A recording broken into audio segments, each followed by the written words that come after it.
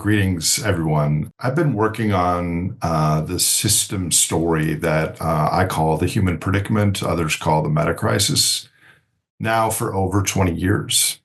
Um, and one of the big discoveries I've had is it's not so much an environmental crisis or an energy crisis or an economic crisis or a political crisis.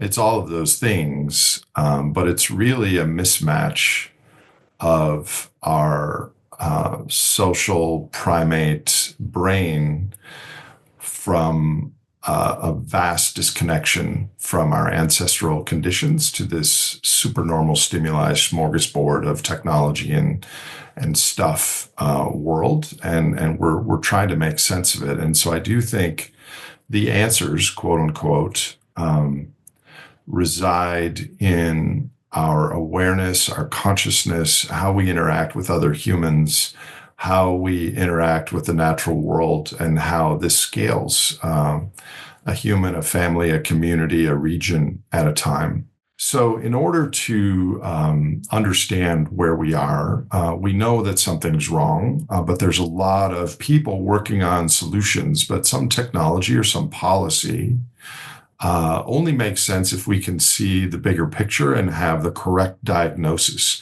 The patient now is global human civilization and the biosphere, and there is a story that connects all the disparate disciplines and things that are relevant. So my framing is that we have an economic system that we take ideas and we combine energy and materials into products, and we represent those products in the marketplace by putting a value on them, like dollars or yen or euros. And we cycle through this every quarter and every year. And this whole process gives us feelings, and neurotransmitters and endocrine cascades, and the whole thing produces waste.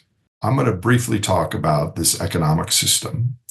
So our culture is energy blind. We look at our progress and our productivity and our wealth with a money and a technology lens without realizing that we're all alive during what one day might be referred to as the carbon pulse, which is this few hundred-year period where we're drawing down incredibly potent ancient carbon millions of times faster than Mother Nature sequestered it.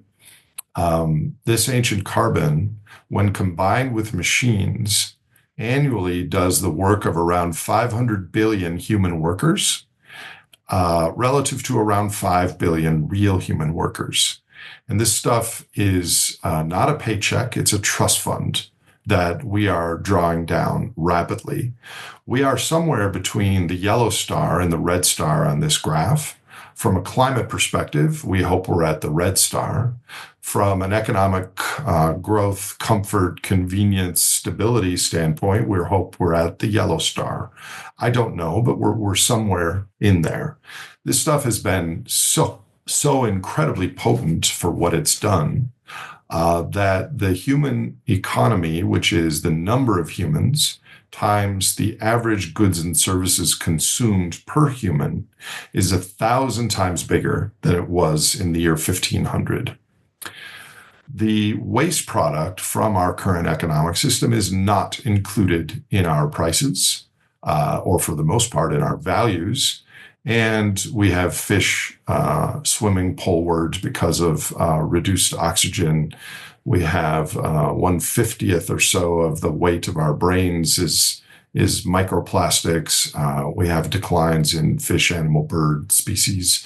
All these statistics that aren't included in our stock market, but the real stock market is declining quite precipitously at the moment.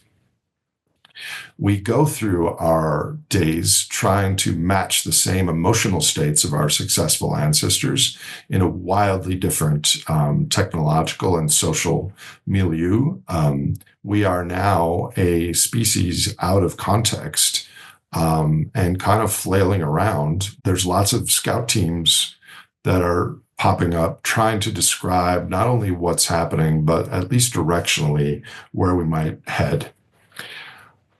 My contribution over the years is to describe how the parts and the processes of the human ecosystem fit together into an emergent story that makes some of the surface nominal reductionist responses and solutions a little murkier, and it shows a different plan and pathway forward. This is a murmuration of starlings, individual starling birds. They just follow one simple rule, three simple rules. Fly close to your neighbor, don't get too close, and fly to the center. Just following those three simple rules, there is an emergent phenomenon of these beautiful murmurations in the sky that we see. There's no leader. This just happens. The same thing happens in human systems. We self-organize as individuals, families, small businesses, corporations, and all the way up to nation states to maximize our profits or our wages. Those profits and wages are highly related to energy and materials and ecological output impact. And what ends up happening is we are functioning at a species-wide level as this energy-hungry, blind, unthinking superorganism. So what's happened since we for 290,000 years, we were in hunter-gatherer tribes until we started to store surplus and in agriculture. And this started this new trajectory for Homo sapiens that was totally unpredictable from our past. And we started hierarchy and storage and markets and kings and shamans and accountants and warriors and all that. And we started also to spread around the world. And then 200 years ago, we, in addition to farming horizontally, we started to farm vertically and had access to the incredibly magical on human timescales benefits from the carbon pulse underground. Then we started to create monetary markers, which when money is created, it matches the amount of money on the other side of the ledger. But when money is created, there's no relationship to how much copper or oil or gold or seawater or dolphins or forests are left. And so we kept creating with digital and paper money this hierarchical system. And now AI is acting as a turbo boost on the whole thing. So the superorganism uses all these dynamics to continue to grow. It isn't evil. It is just maximizing for throughput. It doesn't care about equality or ecosystems or anything. It just grows, even when growing is becoming the problem. So there are four potential scenarios in the future. In the top left is green growth, that we have enough technology to improve our condition, but also enough surplus to heal the environment. The top right is a scenario I call the Mordor economy, which is we continue to grow, but more and more of our economy is allocated to the mining and energy sector and the environmental remediation sector. The bottom left is we don't continue to grow, but we manage a viable descent in a post-growth world. I refer this to as the name of my podcast, The Great Simplification. And the fourth category is Mad Max, which we've heard about in the movies. I believe that no matter what future we envision, we have these 5 horsemen that we have to navigate, which is this increasing amount of financial claims on reality versus flat to declining actual underlying biophysical reality. We have the geopolitical situation, which was quite peaceful on the way up when all boats were lifted by the rising tide of economic growth. We have the complexity of a six-continent just-in-time supply chain and all the different components that comprise it. We have the social contract, which is the civil discourse between our fellow countrymen and women and non-country men and women. And we have the ongoing impact from climate change, ocean acidification, and biodiversity loss. So the challenge at multiple scales, at the level of the individual, the community, the city, the bioregion, the nation, the world, is this superorganism will power on until it can't. So the challenge is to build systems and structures and ethics and relationships and values and consciousness and all the things that are going to need to be changed in parallel. Because once the superorganism breaks, then we're going to have fewer degrees of freedom. So what's at stake is humans have changed culturally many times in the past. When the circumstances changed, we developed new stories. And within our culture today, rapidly, there are people becoming awake and concerned and engaged with the challenges that I've mentioned. And so even on this call, there is the mitochondria of a new human culture starting to build. And that's what I'm going to talk about today. So around 25 years ago, William Rees-Mogg and James Davidson wrote a book called The Sovereign Individual. And they rightly predicted that technology would get so cyber and Bitcoin and things like that would scale so much that certain individuals would be able to have so much power that they would transcend national boundaries and borders. And they were somewhat right about that. But taking this issue of sovereign, what does it mean? A lot of the problems with today's discourse is we look at things using narrow boundaries, reductionist lenses.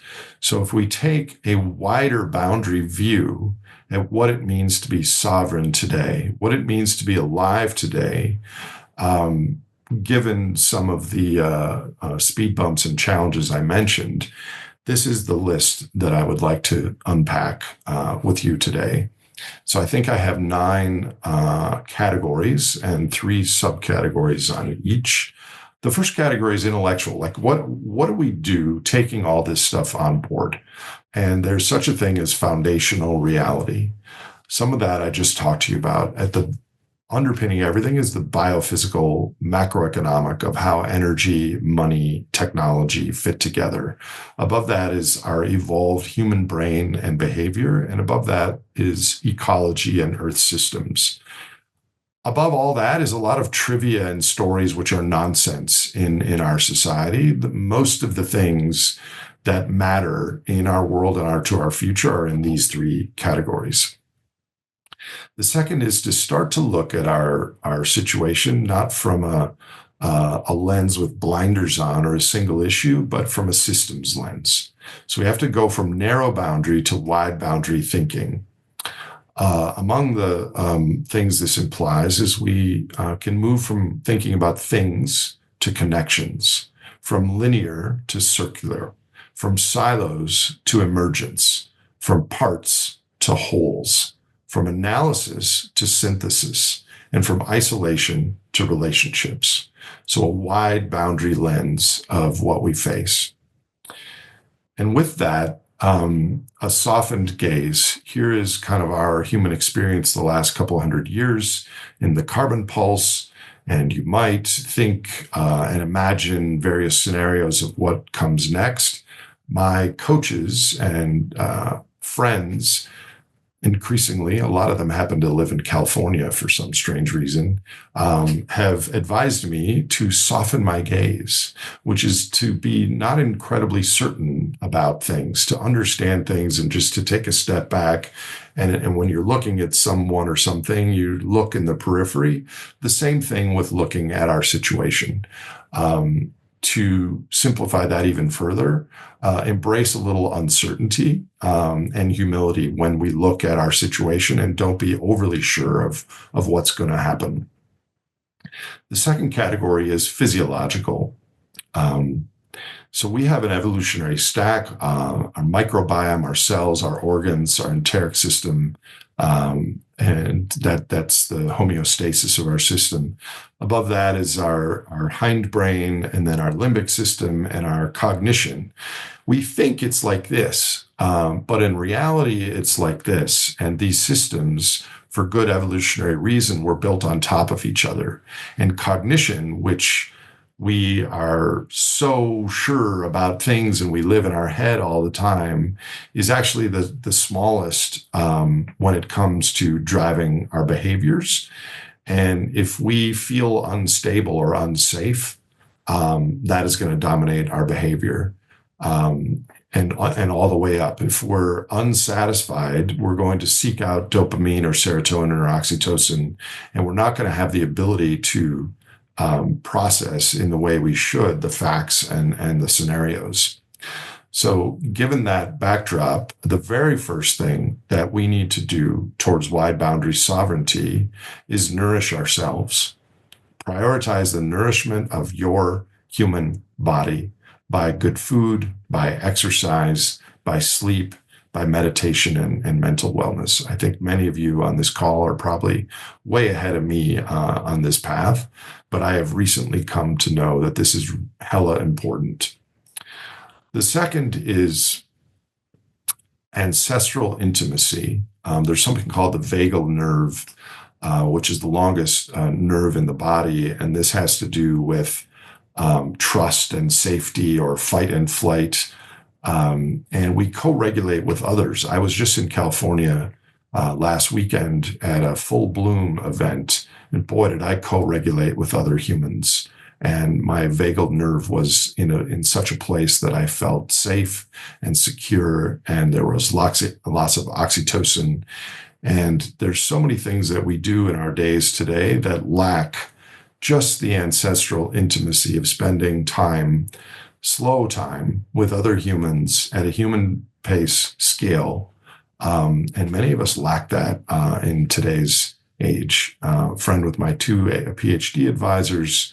This is my coach, and picture in Mill Valley recently. This is at my friend Tristan Harris's house. See, these are California pictures for y'all. I increasingly see the importance of that. Lastly, under physiological is a dopamine reset. And as many of you are aware, we have a hell of a smorgasbord of options that capture our attention. I think the inner tech in our brains is really important. And we need to reset our dopamine ratchet.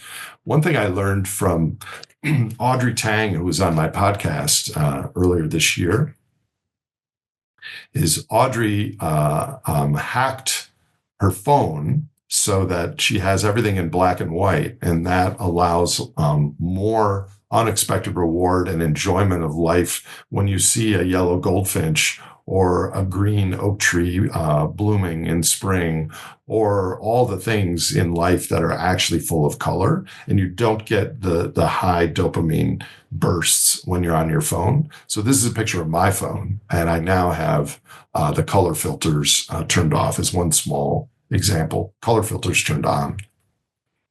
Next is psychological. And I think we have to go through life as busy people finding there's something called cognitive load, which is humans can carry 7 chunks of information at once. And at 4 chunks, you're actually doing quite well. But as you go to 5, 6, and 7, you lose capacity. So we have to force ourselves to build spaciousness into our daily routines. And beyond that, we have to build in zones of respite. I have a very stressful job because every day I wake up and I learn about the latest climate change updates, or Japanese interest rates going up, or some war thing. We didn't evolve to handle this much 24/7 every day learning about traumatic things going on in the world.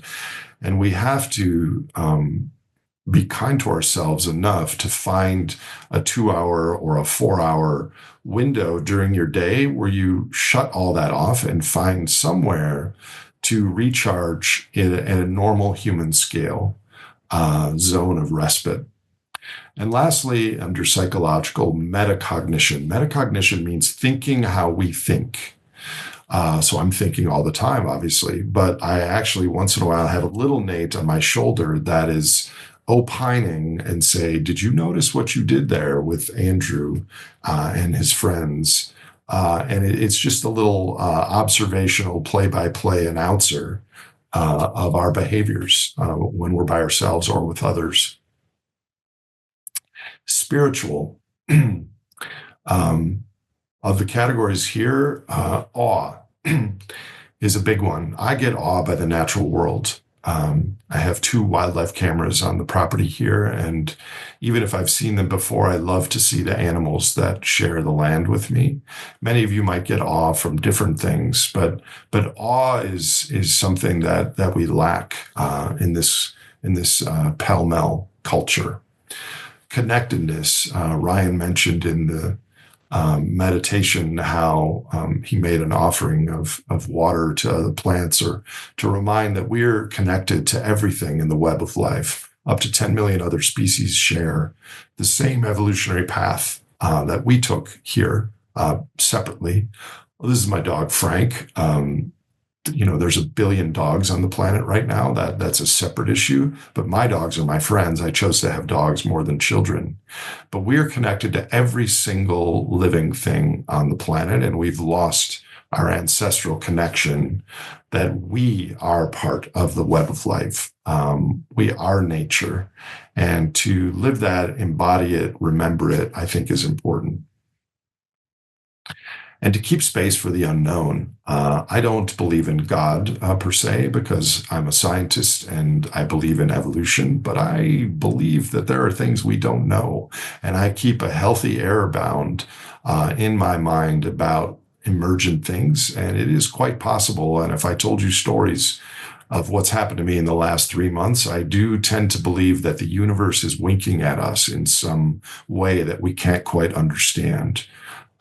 So keep some spiritual bandwidth for not understanding everything and being open to the unknown. Economic. We have consumed beyond our means as a culture for quite a long time. In fact, our entire economic system is a buy now, pay later sort of thing.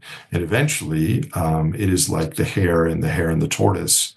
And there's going to be a hangover and a bill to pay. One of the next 3 recessions will be a depression in my book. I think one of the next 2 will be a depression.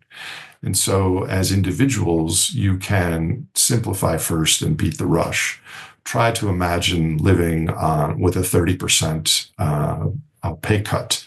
Try to imagine having less energy and materials, less complexity in your life.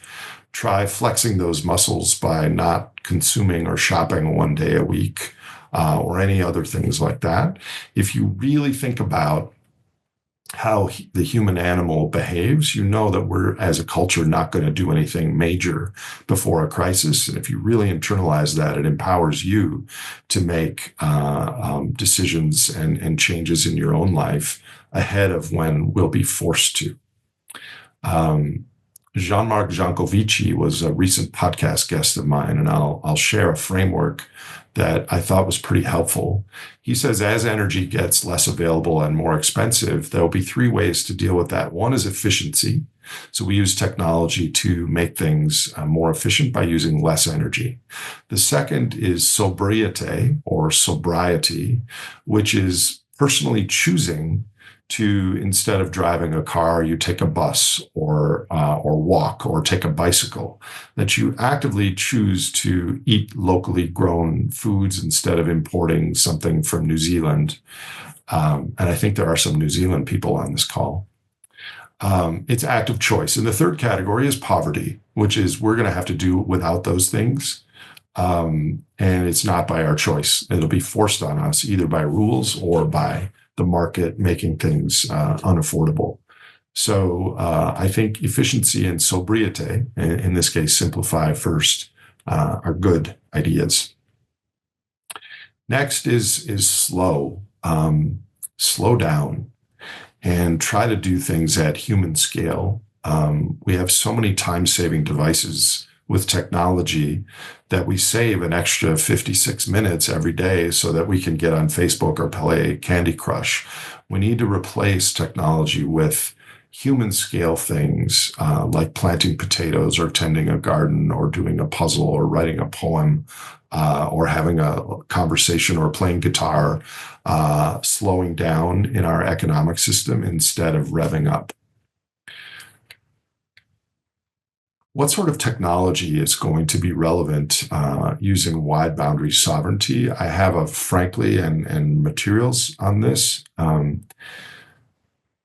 What sort of technology is the best discoveries ever by humanity? The bicycle is the most energy efficient device ever created. The story, Dungeons and Dragons. Some of you, a lot of men on this call. I played Dungeons and Dragons as a teenager. You get together with 7 or 8 people and you imagine the virtual worlds in your mind with just a few dice and some scratches of paper. It is telling the story is one of the most amazing inventions of Homo sapiens. Number 2 is the dog. Many of my best friends in my life have been dogs. They're just constant, unconditional, slow release dopamine, oxytocin, serotonin. And it's a great invention. And number 1 is music. Truly, truly beautiful things that humans have accomplished with beautiful and art and music. As a technology crowd, largely on this call, we have to increasingly differentiate between clever and wise. So what technologies are going to be most suited for the downslope of the carbon pulse? I've come to call this Goldilocks technology, which is not too hot, like drones being able to deliver cupcakes to your 7-year-old's birthday party, and not too cold, which is Stone Age tools. We are not going back, that is for sure. We're going ahead into something, the unknown that we don't know.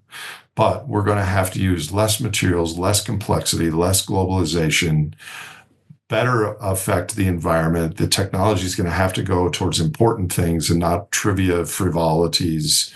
And it's going to have to be made more with local and regional ingredients.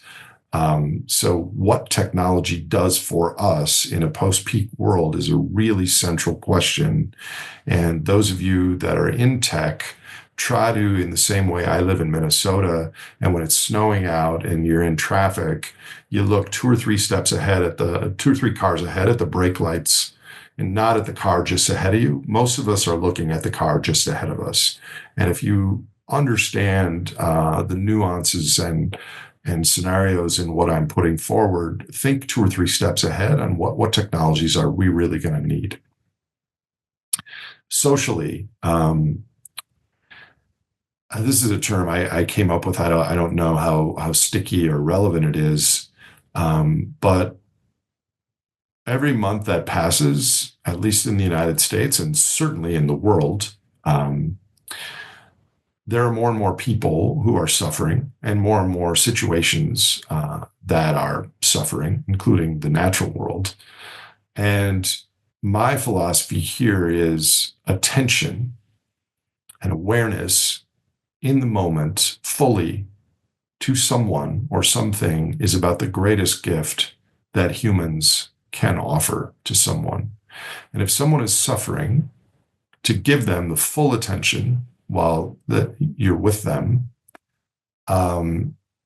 but don't give it so full that you are drowned with them, which is the barbell empathy. We have to protect our own sovereignty and our goals and our purposes and the work that we're doing.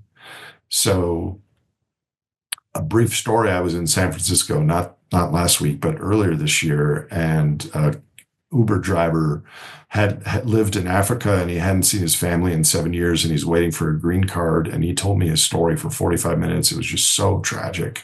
And I listened and I offered some thoughts. And one of my coaches was with me, and we got out of the cab, and he's like, Nate, this was a moment of suffering. Let it pass through you, absorb it, let it pass through you, and move on. Because I thought at the moment, if I let this affect the rest of my day, I had another presentation, I had a flight later. So, barbell, fully give your awareness to people, but protect your own inner core at the same time. Equanimity. We are tribal apes, and we have a lot of in-group, out-group biases. And to try and be more tolerant and have equanimity in social situations is something that is needed and can be trained.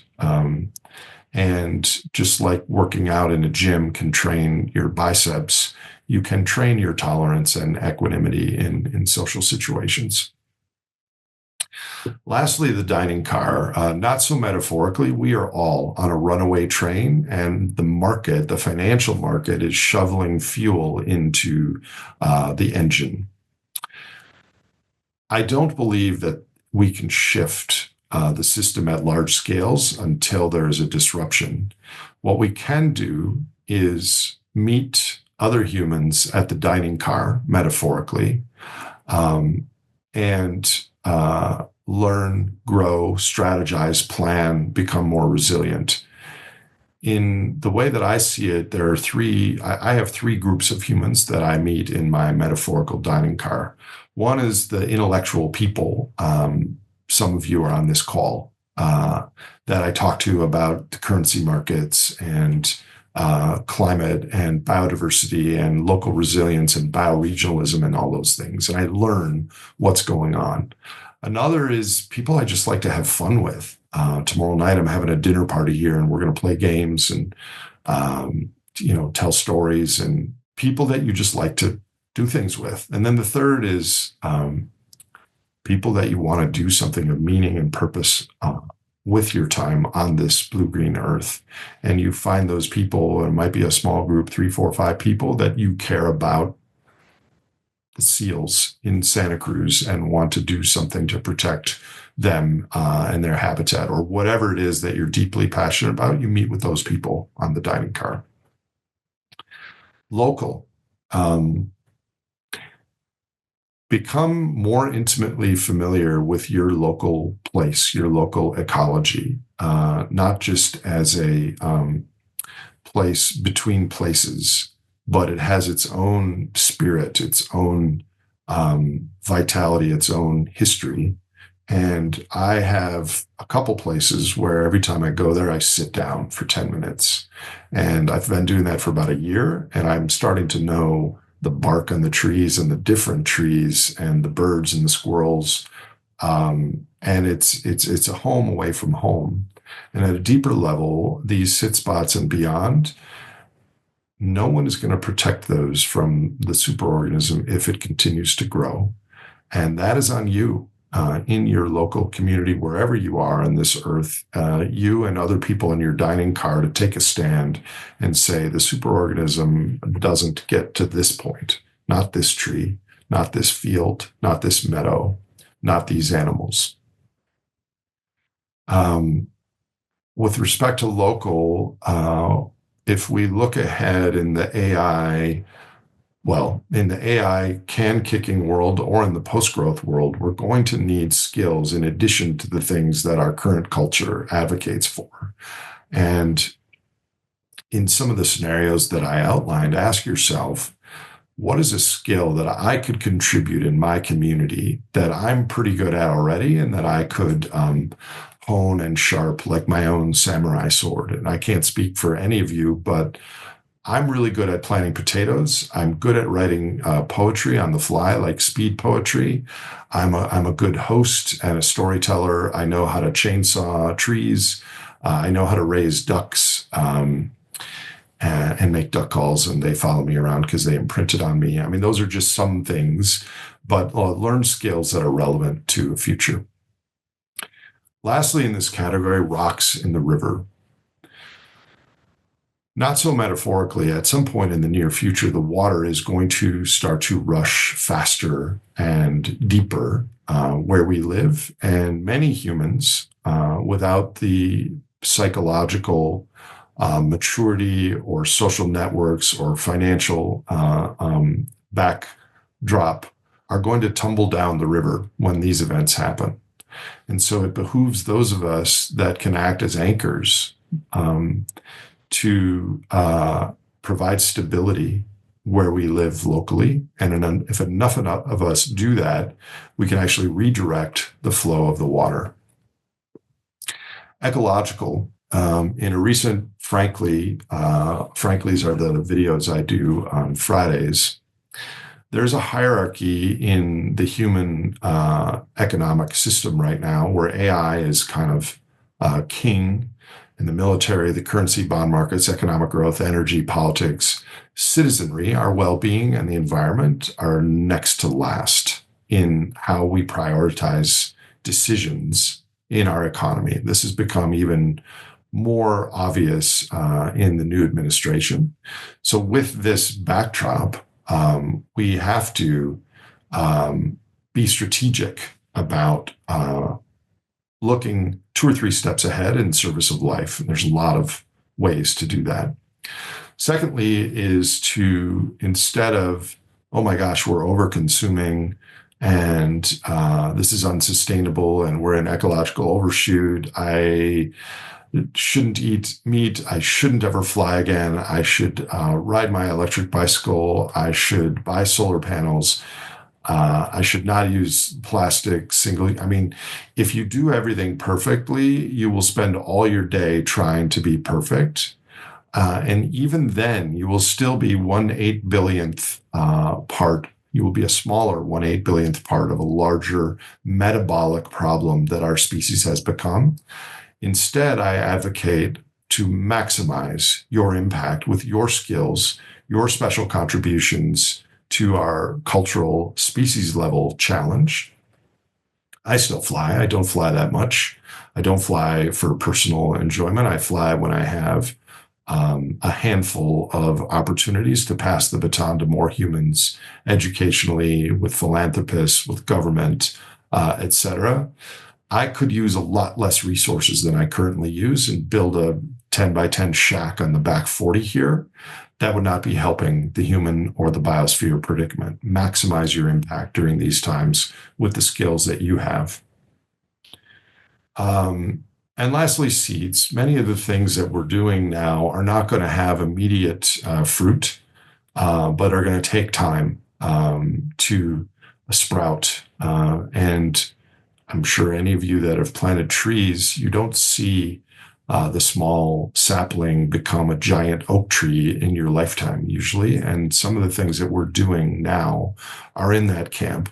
I like to say that what we're doing now is changing the initial conditions of the future so that more better outcomes are available at the next period. And then there are even better, more outcomes available at the period after that. Personally, be kind to others, but the very first person you need to be kind to is yourself. This is a lesson that has taken me a while to figure out. You are the most important person in your life, and you have to be kind to yourself in order to do all the other things that I've mentioned here. Things are tough, but try to notice the glimmers in your life and in the world that are in the positive direction. There are actually a lot of good things going on. This little course that Andrew and Ryan are putting on. I've lost 15 pounds this year because I'm doing more nourishment for my body. I mean, I'm a little tired, so those are the only 2 things that came up in the moment. But there are a lot of glimmers in our life that give us a little taste of that things aren't as bad as they seem, and there's improvement happening. My tagline recently is B+ in service of life. And that is in contrast to this gentleman, my colleague and co-author of 3 of my books, DJ White. DJ White has been A plus in service of life. There are a million dolphins alive today that wouldn't have been alive because of his efforts. He didn't know what he wanted to do when he grew up. He was 23 years old and he lived in Indiana, and all he knew is he loved whales and dolphins. He bought a one-way ticket to Hawaii, and he volunteered to clean dolphin poop out of aquariums. And 15 years later, he was one of probably the single most successful ocean environmental activists of our times. He stopped dolphin drive kills in Taiwan. He stopped the dredging of the ocean bottom in the 80s. He stopped the dolphins being merged with star-kissed tuna and things like that, all because he took a single step in a direction of something he cared about, and it felt, no, not on my watch. This is not going to happen. I'm going to learn about this. I'm going to do something about it. This is a picture with his dolphin friend that he did yoga with in the water for years. And she chose out of 100 choices, she always chose Bach or Beethoven. She played practical jokes on him. She led the yoga sessions. There is consciousness. Most of the consciousness on planet Earth is in her oceans. And there are many, many conscious species live there, and we just take it for granted. The point here, though, isn't you have to be like DJ. B plus is good enough. The stakes of our times are very high, and to just generally, directionally make better decisions on behalf of the future and beyond your own self-interest and comfort is something I think is a good recommendation. So this is kind of a loose wheel or circle of the things that I've recommended. And my hope is that small groups of people align like this and meet each other, and then something emergent happens, and they meet each other, and then something emergent happens, and that's how cultural change happens. And the stakes of our times have never been higher. Power scales up, money, energy, control, hierarchy. Life scales deep, purpose, ecology, meaning, and our future depends on which of these dynamics we feed. The great simplification is on the horizon, and I invite you all to play a role in these important times. Thank you.